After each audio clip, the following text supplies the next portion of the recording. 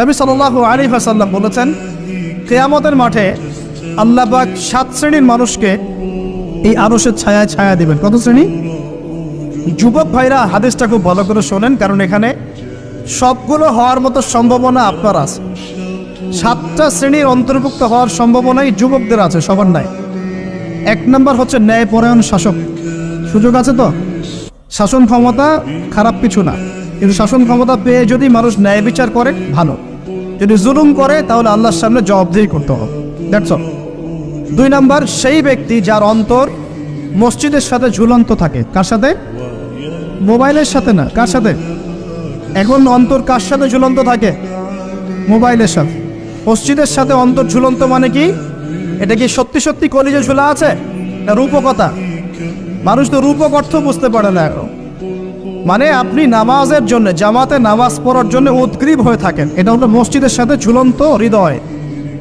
এরপর সেই ব্যক্তি, সেই যুবক যে তার যৌবনকালটা আল্লাহ পাকের ইবাদতে কাটিয়ে দিয়েছে। সুযোগ আছে না?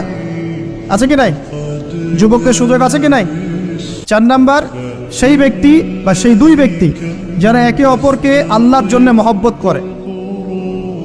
বয়ফ্রেন্ড গার্লফ্রেন্ড ট্রেডিশন বলা হচ্ছে না, বয়ফ্রেন্ড গার্লফ্রেন্ডের হারাম জেনার ভালোবাসা বলা হচ্ছে না। কি বলা হচ্ছে?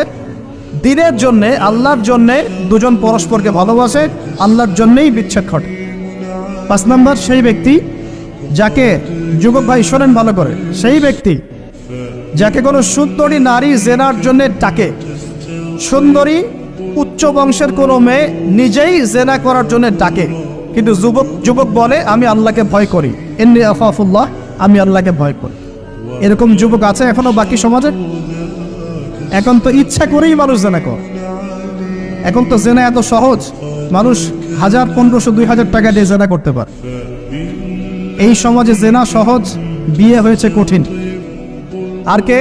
আর সেই ব্যক্তি যে এত গোপনে দান করে, যার বাহাত জানে না ডান হাত কি দান করেছে, যার বাহাত জানে না ডান হাত কি দান করেছে। আমাদের মতো নয় যে 10,000 টাকা দান করলে সবাইকে না জানানো পর্যন্ত ঘুম হচ্ছে না, এমন নয়। দান এমন গোপনে করে যে তার বাহাত জানে না ডান হাত কি দান করছে। আল্লাহ পাক আমাদের সবাইকে গোপনে দান করার তৌফিক দেন। এর মানে এই না যে প্রকাশ্যে দান করা যায় না, প্রকাশ্যেও দান করা যায়। অন্যকে উৎসাহিত করার জন্যে প্রকাশ্যেও দান করা যায়, কিন্তু গোপন দান আল্লাহর কাছে অনেক বেশি পছন্দের। আর 7 নাম্বার সেই ব্যক্তি যে নীরবে নিভৃতে গোপনে আল্লাহর কথা স্মরণ করে কাঁদে এবং তার চোখ দিয়ে অশ্রু প্রবাহিত হয়।